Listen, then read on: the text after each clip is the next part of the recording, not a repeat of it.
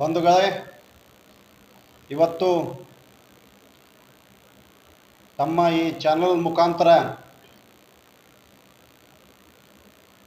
ಕಲಬುರಗಿ ಜಿಲ್ಲೆಗೆ ಆಗಮಿಸ್ತಾ ಇರುವಂಥ ಭಾರತ ದೇಶದ ಪ್ರಧಾನಮಂತ್ರಿ ಸನ್ಮಾನ್ಯ ನರೇಂದ್ರ ಮೋದಿಜಿಯವರ ಕುರಿತು ಮಾತನಾಡಲು ಬಂದಿದ್ದೇವೆ. ದಿನಾಂಕ 16/3/2024 ಕಲಬುರಗಿ ನಗರಕ್ಕೆ BJP ಪಕ್ಷದ ಕಾರ್ಯಕರ್ತರ ಸಮಾವೇಶಕ್ಕಾಗಿ ಸನ್ಮಾನ್ಯ ನರೇಂದ್ರ ಮೋದಿಜಿಯವರು ಆಗಮಿಸ್ತಾ ಇದ್ದಾರೆ. ಒಂದು ವೇಳೆ ಚುನಾವಣೆಯ ಪ್ರಚಾರ, ಇದು ಲೋಕಸಭೆ ಚುನಾವಣೆ. 5 ವರ್ಷದ ಹಿಂದೆ ಕಲಬುರಗಿ ನಗರಕ್ಕೆ ಬಂದಂಥ ನರೇಂದ್ರ ಮೋದಿಜಿಯವರು ಈ ಭಾಗದಲ್ಲಿ ಅತಿ ಹೆಚ್ಚಾಗಿ ಇರುವಂಥ ಕೋಲಿ ಕಬ್ಬಲಿಗ ಸಮಾಜದ, ಕರ್ನಾಟಕ ರಾಜ್ಯದಲ್ಲಿರುವಂಥ ಅಂಬಿಗ, ಬೆಸ್ತ, ಕೋಲಿ ಕಬ್ಬಲಿಗ ಜನರ ಮತಗಳನ್ನು BJP ಪಕ್ಷಕ್ಕೆ ಪಡೆಯೋಗೋಸ್ಕರ ಇವತ್ತು ಕಲಬುರಗಿ ಜಿಲ್ಲೆಯ ಚುನಾವಣೆ ಪ್ರಚಾರದ ಸಮಯದಲ್ಲಿ ಬಹಳ ದೊಡ್ಡ ಸುಳ್ಳನ್ನು ಹೇಳಿದ್ದಾರೆ. ಇವತ್ತು ಈ ಸಮಾಜಕ್ಕೆ ಮೋಸವನ್ನು ಮಾಡಿದ್ದಾರೆ. ಇವತ್ತು ಕೋಲಿ ಸಮಾಜಕ್ಕೆ ಮೋಸ ಮಾಡಿದಂಥ ನರೇಂದ್ರ ಮೋದಿಜಿಯವರು ಏನು ಹೇಳ್ತಾರಪ್ಪ ಅಂದ್ರೆ, ಕಳೆದ ಚುನಾವಣೆ ಪ್ರಚಾರದಲ್ಲಿ ಇವತ್ತು ಈ ಕಷ್ಟದಲ್ಲಿರುವಂಥ ಕೋಲಿ ಸಮಾಜ ಕರ್ನಾಟಕದಲ್ಲಿ ಈ ಸಮಾಜವನ್ನು ST ಸೇರಿಸುವ ವಿಷಯಕ್ಕೆ ಸಂಬಂಧಿಸಿದಂತೆ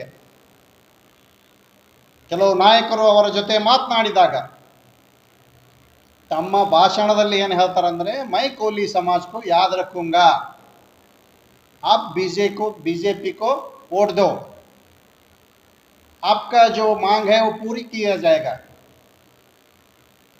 ಮೋದಿಜಿಯವರೇ, 5 ವರ್ಷ ಆಗೋಯ್ತು, ಇವತ್ತು ಕೋಲಿ ಸಮಾಜವನ್ನು ನೆನಪಿನಲ್ಲಿ ಇಡ್ತೀನಿ ಅಂತ ಹೇಳಿ ನೀವು ಭರವಸೆ ಕೊಟ್ಟಿದ್ರಿ.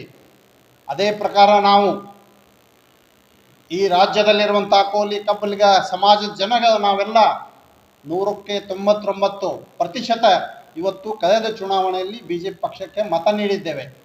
ರಾಜ್ಯದಲ್ಲಿ BJP ಪಕ್ಷದ ಲೋಕಸಭೆ ಸದಸ್ಯರು ಇವತ್ತು ಚುನಾಯಿತರಾಗಿ ಹೋಗಿದ್ದಾರೆ. 5 ವರ್ಷ ಕಳೆದು ಹೋಯ್ತು, ನೆನಪು ಬರಲೇ ಇಲ್ಲ ನಿಮಗೆ. ಈ ಕೋಲಿ ಸಮಾಜವನ್ನು ST ಮಾಡೋದು ನೆನಪು ಬರಲಿಲ್ಲ. ಈ ಕೋಲಿ ಸಮಾಜಕ್ಕೆ ಯಾವುದಾದರೂ ಒಂದು ಯೋಜನೆ ಕೊಡುವ ಒಂದು ಮಾತು ಕೂಡ ನಿಮಗೆ ನೆನಪು ಬರಲಿಲ್ಲ. ಕರ್ನಾಟಕ ರಾಜ್ಯದಲ್ಲಿರುವ ಕೋಲಿ ಸಮಾಜಕ್ಕೆ ಒಂದೇ ಒಂದು ನಯಾ ಪೈಸೆದ ಒಂದು ಕಾಮಗಾರಿ ಕೂಡ ಕೊಡಲೇ ಇಲ್ಲ. ಇವತ್ತು 5 ವರ್ಷ ಆದಮೇಲೆ ಮತ್ತೆ ಚುನಾವಣೆ ಬಂದಿದೆ. ನಿಮಗೇನಾದರೂ ನೆನಪಿದೆಯಾ 5 ವರ್ಷದ ಹಿಂದೆ ಕೊಟ್ಟಂಥ ಮಾತು? ಇವತ್ತೇನು 5 ವರ್ಷದ ಹಿಂದೆ ನೀವು ಕೊಟ್ಟಿದ್ದೀರಿ ಆ ಮಾತು, ಅದಕ್ಕಾಗಿ ಇವತ್ತು ಕಲಬುರಗಿಗೆ ನೀವೇನು 16 ತಾರೀಕು ಬರ್ತಾ ಇದ್ದೀರಿ.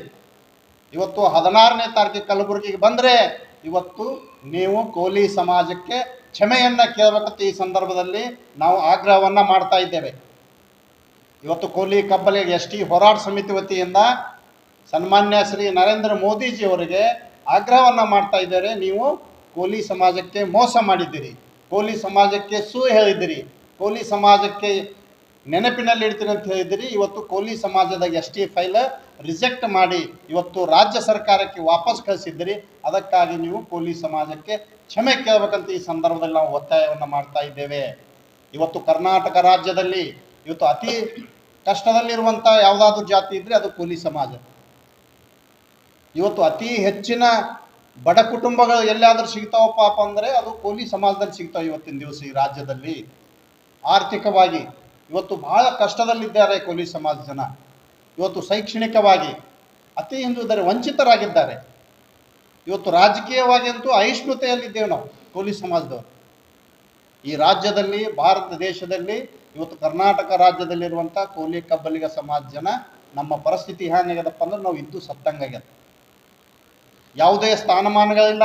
ನಮ್ಮ ಮಕ್ಕಳಿಗೆ ಒಳ್ಳೆ ಶಿಕ್ಷಣ ಕೊಡಬೇಕಾದ್ರೆ ನಮಗೆ ಅವಕಾಶಗಳಿಲ್ಲ. ಎಲ್ಲ ದುಬಾರಿಯಾಗಿದೆ, ನಮಗೆ ವ್ಯವಸ್ಥೆ ಇಲ್ಲ.